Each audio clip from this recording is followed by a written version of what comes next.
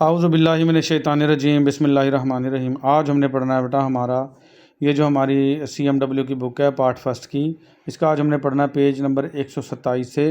रहम को खून की सप्लाई। रहम क्या था बेटा? बच्चादानी। और उसको खून की सप्लाई कहाँ से होती है, ये चीज़ें हैं। मैं आपको पता होना चाहिए कि कहाँ कहाँ से किस किस तरीके से अल्लाह का निज़ाम है कि बच्चादानी को खून की सप्लाई की जाती है। रहम यानी यूट्रस को खून मुहैया करने का जो जिस्मानी निज़ाम कायम है, इसके मुताबिक यूट्रस को दो यूट्राइन आर्टरीज़ जो हैं और दो ओवरियन आर्टरीज़, दो यूट्राइन आर्टरीज़ और दो ओवरियन आर्टरीज़ जो हैं वो ताज़ा खून सप्लाई करती हैं। अच्छा बेटा, यूट्राइन यूट्रस बच्चादानी को कहते हैं और ओवरी अंडादानी को कहते हैं, जहाँ एग बनता है। ठीक है, तो दो दो एग वाली से यानी ओवरी से आ गई और दो यूट्रस से आ गई, जिसको यूट्राइन आर्टरी कहते हैं। तो चार हो गई बेटा। यूट्राइन आर्टरी क्या है? इंटरनल इलियक आर्टरी की एक शाख है। ये रहम को इसके, ये लफ्ज़ गर्दन है बेटा, रहम और इसकी गर्दन, जिसको हम क्या कहते हैं, सर्विक्स के मकाम पर खून मुहैया करती है। यूट्राइन आर्टरी की शाखें ही वजाइना के बलाई हिस्से को खून मुहैया करती हैं।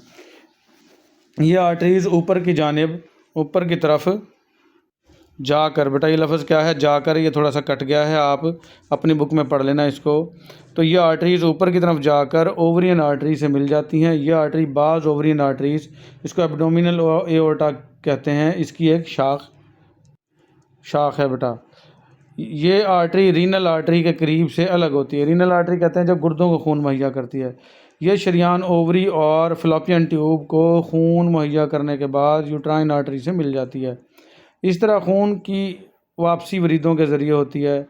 वरीदें कहते हैं बेटा वेन्स को। बाएं तरफ की वरीदें, अच्छा ये जहन में रखना, हमेशा पूरी बॉडी को ऑक्सीजन वाला खून जो है वो आर्टरियाँ मुहैया करती हैं, और ऑक्सीजन वाला खून थोड़ी सी देर के बाद उसमें सेल, बॉडी में सेल्स और टिश्यूज़ हैं, उनकी एक्टिविटी से वही ऑक्सीजन किस में तब्दील हो जाती है? कार्बन डाइऑक्साइड में। तो वापस जो है जो खून आएगा वो कार्बन डाइऑक्साइड वाला होगा, जिसको हम डीऑक्सीजनेटेड ब्लड कहते हैं, और उसको वेन्स लेके आती हैं। वेन्स को इंग्लिश में उर्दू में वरीदें कहते हैं। ठीक है, तो वापसी जो खून है वो वरीदों के ज़रिए होती है। बाएं तरफ की वरीदें बाएं तरफ के गुर्दे की वरीदों यानी लेफ़्ट रीनल वेन से मिल जाती हैं, और दाएं तरफ की वरीदें इन्फीरियर वेना कैवा से मिल जाती हैं।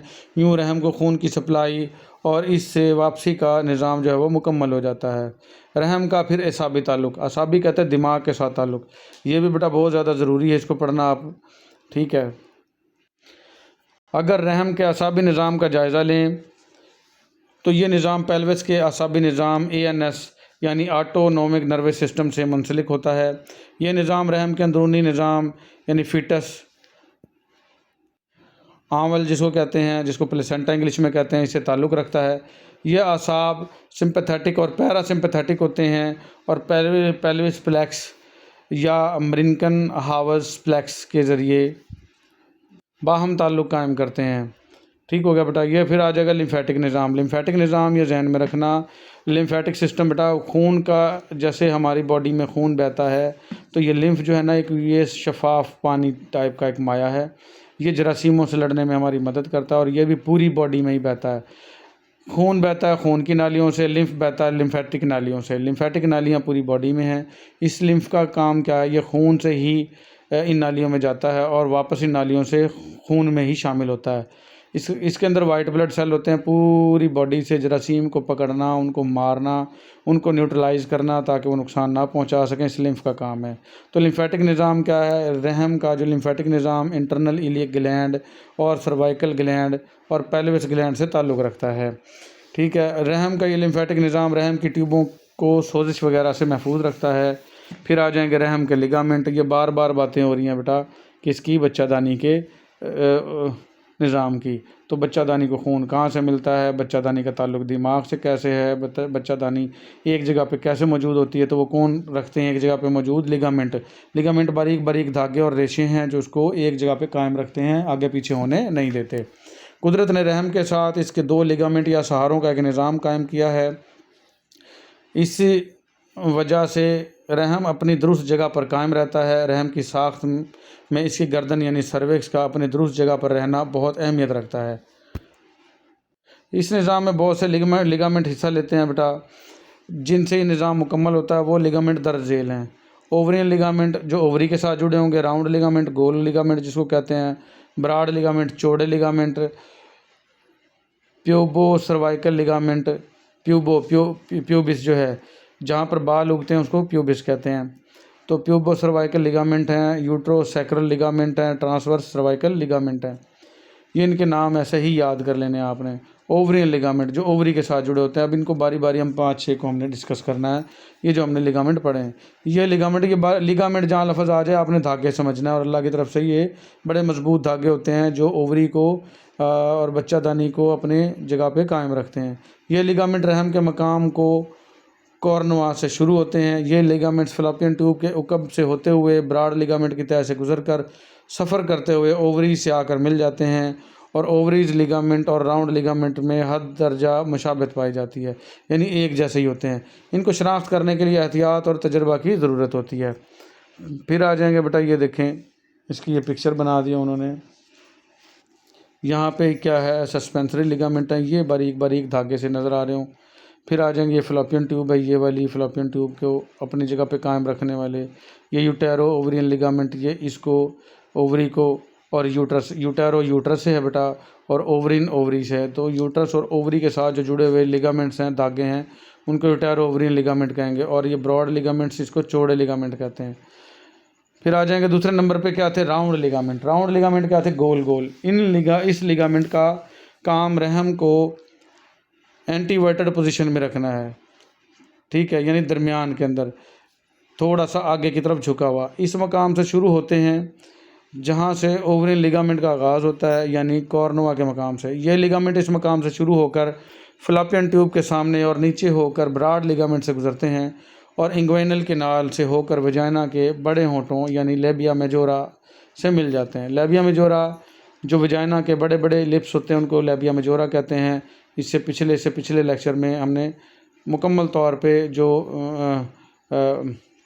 एक्सटर्नल जेनिटेलिया हैं या औरत का जो बैरूनी निज़ाम तौलीद है वो पढ़ा था। उसमें हमने ये पढ़े थे, लेबिया मेजोरा, लेबिया मिनोरा, क्लिटोरस, ये सारा पढ़ के आए हैं। अगर किसी ने वो लेक्चर नहीं सुना तो वो सुन सकता है। तो ब्रॉड लिगामेंट आ गए। चौड़ा लिगामेंट बेटा, ब्रॉड लिगामेंट का ताल्लुक पेरिटोनियम की इन तहों से है जो फ़लैपियन ट्यूब्स के साथ लिपटी होती हैं। ये देखने में पर्दे की तरह लटकती हुई नज़र आती है और रहम के अतराफ़ और पेल्विस की दीवारों की तरफ फैली होती है। ये पेरिटोनियम की तहों से बनते हैं। फिर चौथे नंबर पे आ जाएगा बेटा प्यूबो सर्वाइकल लिगामेंट्स, ठीक है। सर्विक्स कहते हैं बच्चादानी का जो मुंह है उसको, और प्यूबिस जहाँ पे बाल उगते हैं। तो इन दोनों को जोड़ने वाले प्यूबो सर्वाइकल लिगामेंट्स कहलाएंगे। प्यूबो सर्वाइकल लिगामेंट रहम की गर्दन यानी सर्विक्स से आगे मसाना के नीचे प्यूबिक हड्डी से मुंसलिक होकर इस निज़ाम का हिस्सा बनता है। यूट्रो सर्वाइकल लिगामेंट्स, यूट्रस बेटा बच्चादानी को, और सर्वाइकल सर्विक्स यानी बच्चादानी का मुंह, तो इन दोनों को मिला के क्या कहेंगे, सैक्रल लिगामेंट्स। ये यूट्रोसैक्रम, यूट्रस कहते हैं बच्चादानी को, और सैक्रल जो है वो सैक्रम जो है रीढ़ की हड्डी का सेकंड लास्ट हिस्सा सैक्रम है जो मेख की तरह का होता है। तो इसके साथ जो जुड़े हुए हैं वो यूट्रोसैक्रल लिगामेंट्स कहलाएंगे। यूट्रोसैक्रल लिगामेंट रहम की गर्दन सर्विक्स के उकब से गुजरते हुए और यहाँ से होता हुआ सैक्रम से जाकर मिलता है, ठीक है। सैक्रम में दिखाता हूँ आपको, ये देख लें सैक्रम बेटा। यहाँ पे गौर करें तो बेटा ये आपका पेल्विस आ गया है। ये जो हिस्सा है जहाँ मैं टच कर रहा हूँ ये सैक्रल है, ठीक है। तो ये यूटेरो सैक्रल लिगामेंट्स यूट्रस से होके ये जो रीढ़ की हड्डी का लास्ट पोर्शन है जो आपकी कूल्हे की हड्डियों में बीच में मेख की तरह गड़ा हुआ है, तो यहाँ से ये लिगामेंट्स जुड़ जाते हैं, धागे जुड़ जाते हैं ताकि ये यूट्रस अपनी जगह पे मौजूद रहे और आगे पीछे ना हिले। तो ये क्या कहलाएंगे, यूटेरो सैक्रल लिगामेंट्स। फिर आ जाएंगे छठा और last, transverse cervical ligaments. Transverse cervical ligaments रहम की गर्दन सर्विक्स और पेल्विस की दीवारों के दरमियान होता है। ट्रांसवर्स सर्वाइकल लिगामेंट्स का दूसरा नाम कार्डिनल लिगामेंट्स भी है। तो ये थे हमारे बेटा लिगामेंट्स।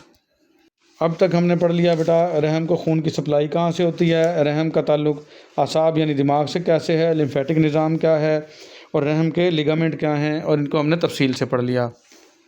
फिर आ जाएंगे बेटा हमारे अगले पेज पे फ़लैपियन ट्यूब्स।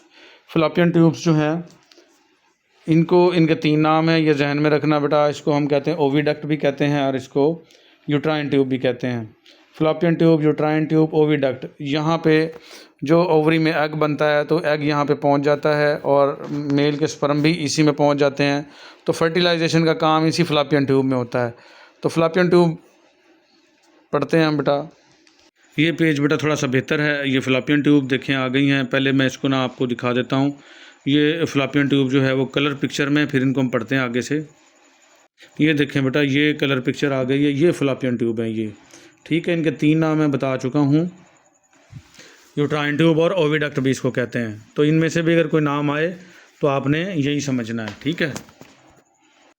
ये ट्यूबें बेटा बहुत अहम हैं और ये ट्यूबें तादाद में 2 होती हैं। ये रहम के अतराफ़ में चौड़े लिगामेंट में होती हैं। ये रहम में फंडस से नीचे खुलती हैं और दूसरी तरफ ये ओवरी के करीब पेरिटोनियम कैविटी में खुलती हैं। ये फंडस है बेटा। ये जो बच्चादानी का ऊपर वाली जगह जहाँ मैं टच कर रहा हूँ ये फंडस है, ठीक है। और पेरिटोनियम जो पेट के गिल्द झिल्ली है उसको पेरिटोनियम कहते हैं। तो ये ट्यूब्स, इनकी ट्यूब्स की लंबाई 10 सेंटीमीटर के करीब होती है। ये मारूजी बन जाती है बेटा। ये ट्यूबें अपने मकाम के लिहाज से रहम के बैरूनी जो किनारे हैं, जो कॉर्नवा से निकल कर पेल्विस की तरफ आती हैं, ये मेहराबी शक्ल में ओवरी के ऊपर और बैरूनी तरफ खम खाती हैं। फ्लैपियन ट्यूब ब्रॉड लिगामेंट में लिपटी हैं, जो भी हमने ब्रॉड लिगामेंट पीछे पढ़े हैं। अफ़ाल काम क्या करती हैं ये? औरत के अज़ाए तौलीद में फ्लैपियन ट्यूब बहुत अहमियत की हैसियत रखती है, जो मैंने शुरू में ही बता दिया बेटा। इसको यूट्राइन ट्यूब भी कहते हैं। आ गया ना दूसरा नाम भी इसका जो मैंने पहले बताया। और ये मंदरजा झेल अफ़ाल सर अंजाम देती है। क्या करती है ये ट्यूबें? हर माह बाकायदगी से बारी बारी ओवरी और से ओवम हासिल करती हैं। ओवम कहते हैं बेटा अंडा, एग, ठीक है। ओवा, ओवम, एग 3 नाम है इसके भी। तो ये एग हासिल करेंगी और ओवम को यूट्रस की तरफ ले जाते हैं। यूट्रस कहते हैं बच्चादानी की तरफ, जहाँ पर ओवम स्पर्म का इंतज़ार करता है। स्पर्म कहाँ से आएगा? मर्द से। मज़कूरा बयान के मुताबिक एक ट्यूब से 2 माह बाद एग गुज़रता है, ठीक है। एक ओवम गुज़रता है। ये देखो बेटा, ये जो बच्चादानी है ना, 28 दिन बाद ये ओवरी पैदा करेगी तो ये लेके आएगा एग यहाँ तक। दूसरे 28 दिन बाद ये ओवरी पैदा करेगी तो यहाँ से ये दूसरी फ्लैपियन ट्यूब लेके आएगी। तो यानी कि एक फ्लैपियन ट्यूब को वक्फा तकरीबन 2 माह मिल जाता है, ठीक हो गया। तो 2 माह बाद जो है ओवम गुजरेगा। मर्द का स्पर्म और औरत का बैज़ा ओवम को अपने अंदर बाहम मिलने यानी फर्टिलाइजेशन का मौका देती है। यही कौन सी आपकी फ्लैपियन ट्यूब। फ्लैपियन ट्यूब स्पर्माटोजोआ को अपनी तरफ राग़ब करती है। स्पर्माटोजोआ स्पर्म जो मर्द से आए हैं उसको अपनी तरफ खींचती है, राग़ब करती है। जब स्पर्म और बैज़ा यानी अंडा मिल जाते हैं, फर्टिलाइज हो जाते हैं, तो रहम की तरफ सफ़र शुरू करते हैं। रहम यानी बच्चादानी की तरफ। और ये सफ़र एक खुराक न्यूट्रिशन फराहम करता है। जब ओवम में मौजूद यानी जब ओवम इसमें मौजूद होते हैं, किसमें? आपकी फ्लैपियन ट्यूब में, तो ये ट्यूबें अपनी मखसूस हरकत जो कि यूट्राइन पेरिस्टाल्टिक हरकत कहलाती है, ये मारूजी है बेटा। एक हरकत है जो अंडे को इस नाली से बच्चादानी की तरफ धकेलेगी। वो हरकत क्या कहलाएगी? यूट्राइन पेरिस्टाल्टिक हरकत। तो उसके ज़रिए वो कहलाती है। इनसे ओवम को रहम की तरफ ले जाती है, यानी एग जो है वो बच्चादानी की तरफ चला गया। पोजीशन क्या है? अगर फ्लैपियन ट्यूब्स की पोजीशन या मकाम का जायज़ा लिया जाए तो ये रहम के बैरूनी किनारे से निकलकर पेल्विस की दीवारों की तरफ फैलती हैं। ओवम के हसूल के लिए इन खम खाती हुई बैज़ा दानियों से मुंसलिक होती हैं, ठीक है। इनके अकबी जानिब अंतड़ियाँ होती हैं। अंतड़ियाँ भी ना आते हैं बेटा। ऊपर की तरफ देखें तो एक खला पेरिटोनिक कैविटी को होती है, यानी खला होती है। ये बता रहे हैं कि कहाँ मौजूद है, ऊपर, नीचे, आगे, पीछे का इसका वो मोहल्ले वकूफ़ बता रहे हैं कि किस जगह पे ये वकूफ़ पजीर होती हैं। इसके अतराफ़ की तरफ पेल्विस की दीवारें वाक़ होती हैं। नीचे की तरफ जायज़ा लें तो बैज़ा दानियाँ यानी अंडा दानियाँ, जिनको ओवरीज कहते हैं, और ब्रॉड लिगामेंट होता है। इन दोनों ट्यूबों के दरमियान में रहम यानी यूट्रस होती है। बच्चादानी के इर्द गिर्द ये मौजूद हैं, जैसा कि मैंने पहले दिखाया। साख्त क्या है? साख्त बनावट कहते हैं बेटा। साख्त के अतबार से इनकी लंबाई तकरीबन 10 सेंटीमीटर होती है। ये दोबारा आ गया, ये मारूजी है। इन ट्यूबों का जो हिस्सा रहम से मिला होता है वो बारीक होता है और बैरूनी हिस्सा जो है वो बतदरीज चौड़ा होता चला जाता है। ये मैंने दिखाया, अभी भी मैं दोबारा दिखा देता हूँ आपको। ये देखें बेटा, जो ये बच्चादानी है यूट्रस, इससे जो मिला हुआ इसका हिस्सा है ये बारीक है और दूसरा वाला जो हिस्सा है इसका ये चौड़ा हिस्सा है। तो इन दोनों के दरमियान में जो सा है ना, ये यूट्रस यानी बच्चादानी मौजूद है, ठीक है। इनके साथ जो है ये ओवरियाँ भी जुड़ी हुई हैं। इनसे एग बनेगा। 28 दिन बाद इस ओवरी से एग बनेगा तो ये फ्लैपियन ट्यूब लेके आएगी, और दूसरे 28 दिन बाद इस ओवरी से एग बनेगा तो ये वाली फ्लैपियन ट्यूब एग लेके आएगी। तो एक फ्लैपियन ट्यूब को तकरीबन 2 माह का वक्फा मिल जाता है। तो वही बात होगी बेटा कि ये जो हिस्सा इनका रहम से मिला होता है वो बारीक होता है और बैरूनी हिस्सा बतदरीज चौड़ा होता है। नालियों की अंदरूनी साख्त म्यूकस मेम्ब्रेन पर मुश्तमिल है। म्यूकस मेम्ब्रेन कहते हैं बेटा जहाँ पर चिपचिपा मादा पैदा होता है तो उसको म्यूकस मेम्ब्रेन कहते हैं। उस चिपचिपे मादे का नाम ही म्यूकस है। तो जो मेम्ब्रेन वो म्यूकस पैदा करेगी वो म्यूकस मेम्ब्रेन कहलाएगी। हमारी नाक की, कान की, मुंह की, वजाइना की, पखाने वाली अंदर वाली जगह, आंतों की अंदर वाली जो पहली जिल्द है, सारी म्यूकस मेम्ब्रेन कहलाती हैं, म्यूकस पैदा करती हैं। तो इसकी भी अंदर वाली जो पहली जिल्द होगी वो क्या कहलाएगी? Mucus membrane.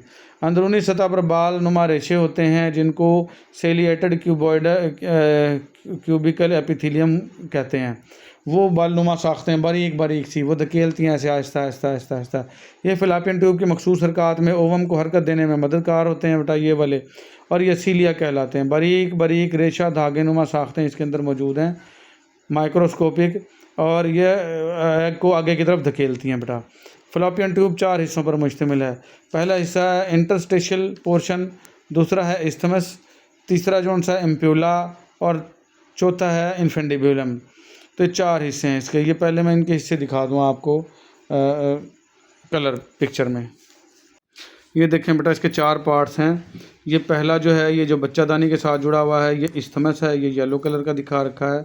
ये वाला पार्ट जो है वो एम्प्यूला है, ये वाला इन्फेंडिबुलम है, ये ब्राउन कलर का दिखा रखा, और ये फिंगर की तरह के हैं, ये फिम्बेरिया कहलाएंगे। एफ से फिंगर, एफ से फिम्बेरिया, ऐसे याद कर लो। तो ये 4 हिस्से हैं। जो सबसे अहम हिस्सा एम्प्यूला है। एम्प्यूला के अंदर ही इधर से एग पहुंच जाता है और इधर से स्पर्म आ जाते हैं मेल के, और यहाँ पे जो है वो फर्टिलाइजेशन जो है वो रोनुमा होती है। यहाँ बेटा इन्होंने इन्फेंडिबुलम नहीं, सॉरी फिम्बेरिया नहीं दिखाया, लेकिन ये फिम्बेरिया भी मैंने दिखा दिया है। तो हम इनको बारी बारी पढ़ते हैं बेटा। इंटरस्टिशियल पोर्शन, इस्थमस, एम्प्यूला और इन्फेंडिबुलम।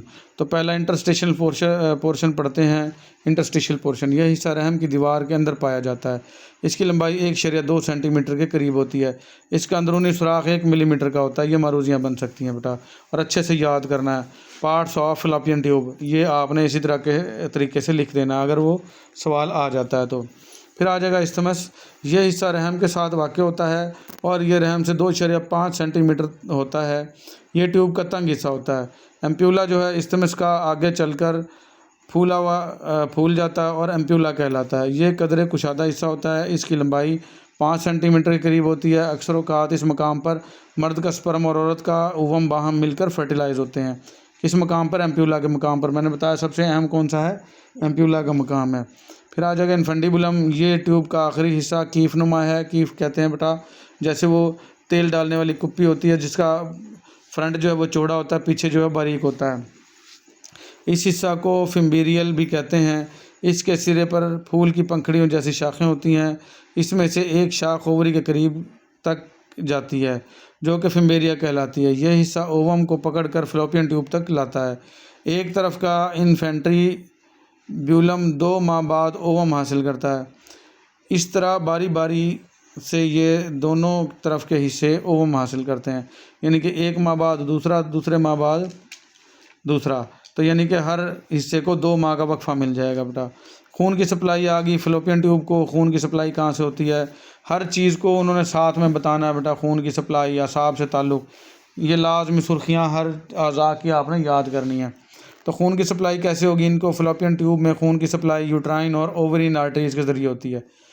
सेम जैसा कि बच्चादानी रहम को भी जो खून की सप्लाई यूट्राइन और ओवरीन आर्टरीज से हो रही थी, और फिलोपियन ट्यूब को भी खून की सप्लाई यही नालियाँ करती हैं, यूट्राइन और ओवरीन आर्टरी, और इनसे इसकी ज़रूरत के मुताबिक खून मुहैया किया जाता है।